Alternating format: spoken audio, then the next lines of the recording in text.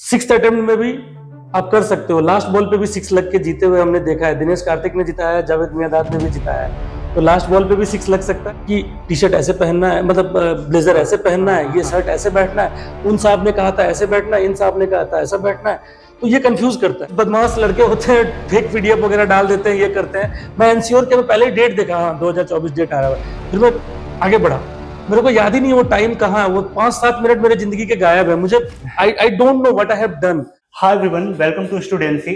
मेरे साथ हैं नितेश सर, जिनकी रैंक 158 आई है इस बार यूपीएससी के रिजल्ट में। आइए इनसे डिटेल डिस्कस करते हैं कि इनकी जर्नी कैसी रही है और साथ ही उन एस्पिरेंट के लिए क्या मैसेज है जो इस बार या आने वाले टाइम में यूपीएससी में अपीयर हो रहे हैं। सर कांग्रेचुलेशन पहले। Thank you. और हमारे व्यूअर की तरफ से भी आपको बधाई सर। Thank you. आप अपने बारे में बताएं, आपका नाम और साथ ही बैकग्राउंड, मीडियम, अटेम्प्ट और सारी चीजें। मेरा नाम नितेश कुमार मिश्रा है। मेरा ये 6th अटेम्प्ट था और मुझे 158 रैंक मिला है। मेरी ऑप्शनल एग्रीकल्चर थी। मैं उड़ीसा में सेटल्ड हूँ, नेटिव बिहार का हूँ और मैं प्रेजेंटली क्रिप्को में कार्यरत हूँ। मैं वहाँ पे डिप्टी मैनेजर मार्केटिंग हूँ। तो सर ये जर्नी कहाँ से स्टार्ट होती है आपकी यूपीएससी की? यूपीएससी के साथ मेरा पहला 2017 में शुरुआत हुई थी और 2023 में आके सक्सेसफुली कंप्लीट हुई।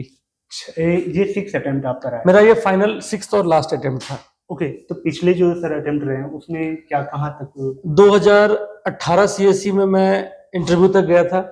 2019 वाले में मैं मेंस लिखा था और फॉरेस्ट सर्विस का इंटरव्यू दिया था। 20 में मैं सीसेट क्वालिफाई नहीं हो पाया, 22 में भी सीसेट क्वालिफाई नहीं हो पाया और 23 में मैं ये दिया। मतलब 4 बार आपका प्रीलिम्स क्लियर हुआ था? 3 बार क्लियर हुआ था। 3 बार प्रीलिम्स क्लियर हुआ, 3 बार प्रीलिम्स क्लियर नहीं हुआ। ओके सर, इतने लंबे जर्नी के बाद सर सफलता हासिल हुई। कौन रिजल्ट देखा और क्या मोमेंट था वो जब आप अपना रिजल्ट देखते हैं, लिस्ट में नाम देखते हैं? मैं जहाँ ऑफिस में काम करता हूँ तो उस दिन मेरे आसपास के जितने मेरे जूनियर्स हैं, मेरे कलीग्स हैं, सभी के कंप्यूटर पे मेल बॉक्स या ऑफिशियल साइट के अलावा सबके सिस्टम पे यूपीएससी की वेबसाइट खुली हुई थी। इनफैक्ट मेरा एक दोस्त बोलता है कि सर उसका पहला है वो common mistakes in OMR scannable seat. बोला सर मुझे अभी तक वो याद भी हो गई है, बच्चे क्या मिस्टेक करते हैं। तो इस लेवल का उन सभी लोग लगे हुए थे कि सर अब रिजल्ट देखना, अब रिजल्ट देखना, अब आएगा अब आएगा। और एंजाइटी भी बढ़ रही थी। टेलीग्राम पे, ग्रुप डिस्कशंस पे, हर जगह पे आ रही थी कि रिजल्ट अब आने वाली है, अब आने वाली है। 12:55 के करीब मैं ट्यूसडे को रिजल्ट आया। मैं ट्यूसडे की फास्ट रखता हूँ, मैं पूजा करता हूँ, तो मैं उस दिन फास्ट पे था, कुछ फलहार करने जा रहा था। 12:55 1 बजे के करीब का टाइम होगा और मैं मोबाइल कंटिन्यूअसली स्क्रॉलिंग कर रहा था। टेलीग्राम पे मैसेज आया कि जस्ट आने ही वाला है रिजल्ट। मैं किसी को नहीं बताया। मैं बोला मैं अपना रिजल्ट खुद ही देखूंगा, फाइनल है। नहीं होगा, मैंने सोच रखा था बैग उठाऊंगा, हाफ डे छुट्टी लेके घर चला जाऊंगा, जाके हनुमान मंदिर में बैठूंगा, बजरंगबली की पूजा करूंगा, आगे की सोचूंगा। मैं टाइम मुझे याद ही नहीं है, वो जो मोमेंट है मेरे को याद ही नहीं है, वो टाइम कहाँ है, वो 5-7 मिनट मेरे जिंदगी के गायब है। मुझे I don't know what I have done. और मैं जब जैसे ही देखा स्क्रॉल रिजल्ट आया, लकीली वो जनरली वेबसाइट हैंग हो जाती है, बट कैसे ना कैसे वो पीडीएफ सीधे खुल गई। और जनरली कुछ बदमाश लड़के होते हैं, फेक पीडीएफ वगैरह डाल देते हैं, ये करते हैं। मैं एनसीओर के पहले ही डेट देखा, हाँ 2024 डेट आ रहा है, फिर मैं आगे बढ़ा। पहला पेज निकला, दूसरा पेज भी स्क्रॉल करके बढ़ के मेरा नाम नहीं दिखा, तो मैं देखा कि नाम है ही नहीं। फिर मैं लेफ्ट साइड जाके देखा रैंक कितना निकल गया। बोला अच्छा 88-90 के करीब रैंक निकल चुका है। चल कोई नहीं, अभी भी होप है। फिर मैं स्क्रॉल करते हुए आगे बढ़ गया, चौथे पेज पे चला गया, नहीं देखा। फिर बोला तीसरा छूट गया। पीछे जैसे ही वापस आया तो तीसरे पेज के 3-4 नाम के ऊपर मेरा नाम था। मैं बोला हो गया, बस मैं ऐसे ही चिल्लाया। तो मेरे सारे साथ में सब लंच टेबल पे बैठे थे, मेरे जूनियर्स, मेरे कलीग्स, फ्रेंड्स। सर हो गया क्या, रिजल्ट आ गया क्या? हमें नहीं पता। सब वेबसाइट पे पहुंच गए, सारे लोग वेबसाइट पे पहुंच गए। बोले सर आपका ही है। मैं बोला यार मैं नहीं हूँ। नहीं सर, मेंस में एक ही नितेश कुमार मिश्रा क्वालिफाई हुए थे और आप ही हैं। तो दैट वाज द मोमेंट। फिर मैं उसके बाद जैसे मैंने सोच रखा था, रिजल्ट आया, मैं अपने पापा मम्मी को, मैं अपने ब्रदर को फोन किया, मैंने अपनी वाइफ को बताया। फिर उसके बाद तुरंत गाड़ी पकड़ा और मैं हनुमान जी के मंदिर गया, पूजा किया और मैं आ गया। ओके, जो पिछले अटेम्प्ट रहे हैं सर और इस बार का जो आपने अटेम्प्ट दिया था, लग रहा था कि वो फीलिंग आ रही थी कि इस बार सिलेक्शन होने वाला है, या फिर कुछ निराशा जैसा फील हो रहा था, या फिर उम्मीद थी इस बार कि मेरा हो जाएगा? मैं इस बार ऑनेस्टली बताऊं तो मैं कुछ नहीं सोचा था, होगा नहीं होगा, कुछ होगा, जो मैं छोड़ चुका था। बस जो मुझे करना था मैं वो कर रहा था। मैं कुछ सोचा ही नहीं था कि होगा तो नहीं होगा तो क्या होगा, होगा तो क्या होगा। बस मैं दिए जा रहा था, अपनी बेस्ट दिए जा रहा था। मैं बैकअप प्लान क्या करना है नहीं करना, क्योंकि मैं जॉब में हूं, बट स्टिल उसके अलावा मैं कुछ नहीं सोच रखा था। मैं फ्री माइंड से एग्जाम दिया हूं और निकल गया। मुझे मे भी ये क्वेश्चन नहीं पूछना चाहिए, लेकिन मैं ये जानना चाहूंगा सर, एस्पिरेंट के मन की बात मैं आपसे कुछ जानना चाहूंगा। आपकी 6 साल की जर्नी है, काफी उतार चढ़ाव और बहुत कुछ वैल्यू एडिशन जो लोग कहते हैं वो सब कुछ आपने देख लिया होगा, कर लिया होगा। लेकिन जब सफलता नहीं मिल रही थी तो लग रहा था कि आपसे कुछ कमी हो रही थी, या आप अच्छे गाइडेंस में नहीं थे, क्या कुछ ऐसा था, या फिर कहाँ दिक्कत आ रही थी, मैं या फिर टाइम मैनेज नहीं हो पा रहा था, क्या हो रहा था?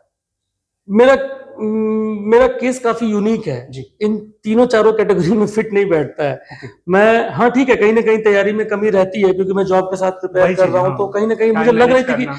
कि टाइम मैनेज करने में दिक्कत हो रही है। मेरी मैरिज हो गई थी, डॉटर भी हो गई थी, फैमिली को भी मैनेज करना था, सब कुछ था, तो कहीं ना कहीं वो एक लग रहा था।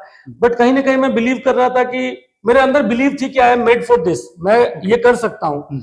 बट समय सही नहीं चल रहा है मेरा, मुझे ये लगता था। और मेरी मम्मी हमेशा बोलती थी कि जब होना होगा वो होके रहेगा। तो समय से पहले और भाग्य से ज्यादा किसी को कुछ नहीं मिला है। अगर आपको सक्सेस नहीं भी मिलती है तो आपको यही मानना है कि समय आपका अभी आया नहीं है, your right time has not arrived.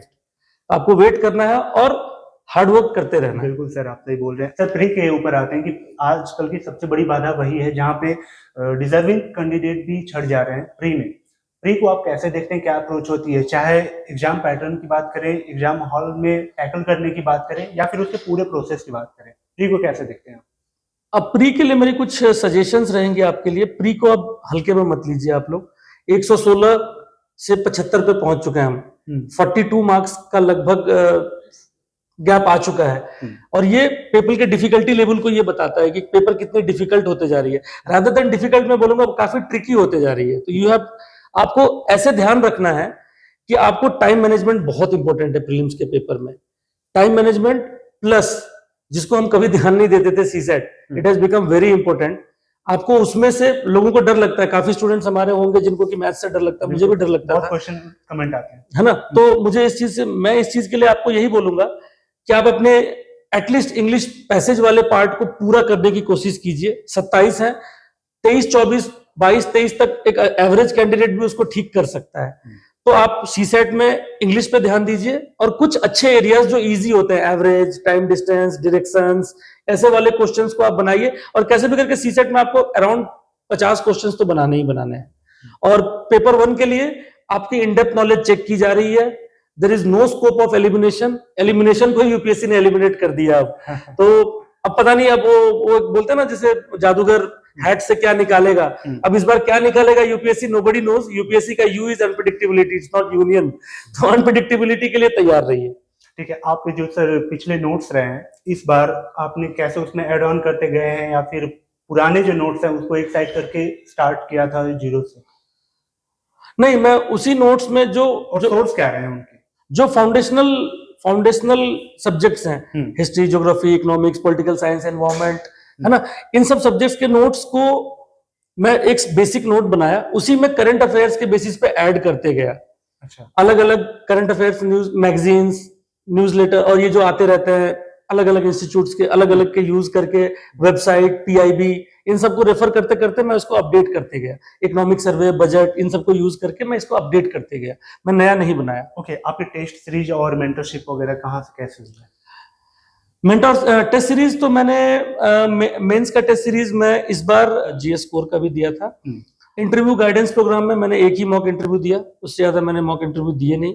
Direct UPSC में ही इंटरव्यू दिया मैंने। आपको मॉक इंटरव्यू 3-4 से ज्यादा नहीं देना चाहिए। अगर आपके पास ज्यादा टाइम है तो 2-3 से ज्यादा आपको नहीं देना चाहिए। होता क्या है ना, too many cook spoil the broth, एक पुरानी कहावत है। जितने कुक लोग खाना बनाएंगे ना, खाना खराब हो जाएगा। होता क्या है ना, सबको को कुछ ना कुछ देने के लिए सजेशन है। मैं आपको कुछ बोल रहा हूँ, कोई और टॉपर आपको कुछ और बोलेगा, तो आपको उसमें से बेस्ट निकालना है। बट होता क्या है ना, हम उस डेलिकेट फ्रेम ऑफ माइंड में उस टाइम होते हैं ना कि टी शर्ट ऐसे पहनना है, मतलब ब्लेजर ऐसे पहनना है, ये शर्ट ऐसे बैठना है, उन साहब ने कहा था ऐसे बैठना है, इन साहब ने कहा था ऐसा बैठना है। तो ये कंफ्यूज करता है। आपको 1 या 2 देना है, उनसे अच्छे फीडबैक लेना है, उस पर इंप्रूव करना है। ओके। मेंस के ऊपर आते हैं सर, मेंस की अप्रोच क्या होगी आपकी पिछले जो एक्सपीरियंस है, नो डाउट कि आपके एक्सपीरियंस ऐड होते गए हैं, आप इम्प्रूव करते गए होंगे। इस बार के लिए आपने कैसे सब्जेक्ट वाइज थोड़ा आप बताइए, उसकी बुक लिस्ट क्या रही है, उसकी अप्रोच क्या रही है, कितना टाइम टेकिंग था, हर सब्जेक्ट को टैकल करने की क्या अलग नेचर होता है, वो सारी चीजों को समराइज करें। मैं वही बोलूंगा आपको, एक अप्रोच वही लगाना है। मेंस का सिलेबस बहुत वास्ट है, आपको उसको ब्रेक डाउन कर देना है छोटे छोटे पार्ट्स में।